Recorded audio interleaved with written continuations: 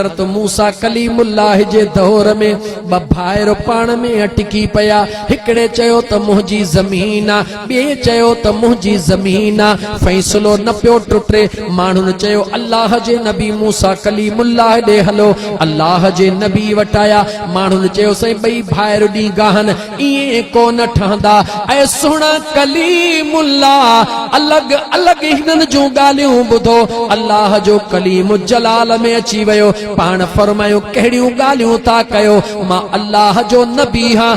अगर ही था चवनि त मुंहिंजी आ या मुंहिंजी आ, मां अल्लाह जो नबी आहियां। ज़मीन खां पुछंदुसि त ज़मीन पाण ॿुधाईंदी त मां हिन जी हां या हिन जी हां।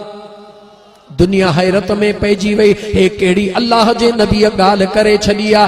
ऐ मुंहिंजा दोस्तो अजीजो, अल्लाह जे सुहिणे नबी मूसा कलीमुल्लाह जी आ गाल ॿुधी करे सभई माण्हू हैरत में। अल्लाह जे नबी फरमायो हलो उन ज़मीन ते। जॾहिं उन ज़मीन जे टुकरे ते पहुता, हज़रत मूसा चयो ॾियो ख़बर केर तो वारसी करे। हिकड़े दाह कई अल्लाह जा नबी मुंहिंजी ज़मीन आ।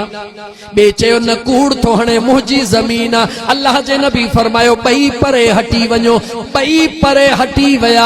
अल्लाह जे नबी ज़मीन ॾे निहारे चयो ऐं अल्लाह जी पैदा कयल ज़मीन तू ई जवाब ॾे। हिकिड़ो बि दावा तुंहिंजी पियो करे, ॿियो बि दावा तुंहिंजी पियो करे, ॿिन्ही में सचो केरा? कन खोल मुंहिंजा नौजवान मुसलमान। ज़मीन अल्लाह जे हुक्म सां जवाब ॾिनो ऐं मुंहिंजा सुहिणा मूसा ॿई कूड़ा हन। ज़मीन छा जवाब ॾिनो त ॿई कूड़ा हन। अल्लाह जे नबी पुछो त कीअं ॿई कूड़ा हन?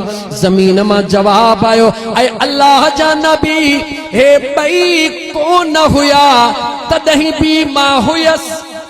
वरी ही ॿई हलिया वेंदा तॾहिं बि मां मौजूद हूंदसि। इन करे मां हिननि जी न आहियां। हे ॿई मुंहिंजा हल, हिननि खे मुंहुं में अचणो आ। जमीन वञी त दावा कूड़ी छॾे मुंहिंजे उन क़बर वारे काने जी हली तयारी कने। कूड़ी दावा न कर मुसलमान, या धोखे वारी दावा न कर। तुंहिंजो कुछ भी ना है, सब कुछ मुझे मालिक जो आ। त जेको बन्ने खे सेरी थो, बन्ने खे न सेर। सिंधीअ में चवंदा हन त जंहिंखे न राह मां ढो न थियो उनखे कुढीअ मां कुछ भी कोन थींदो। जिरेबन एकड़नि मां पूरी नथी थियई, इन बन्ने जे कोरण मां कुछ कोन थींदई। सीं बन्ने ते लपो रखंदो कर। सीं बनो मोकरो हुजे, एतिरो मोकरो हुजे जो रस्तो बणिजी वञे। इंसान अचन वञन सुकून सां त उन्हनि जी दिल राज़ी थिए त मुंहिंजो रब भी राज़ी थिए, मदीने जो घोट भी राज़ी थिए।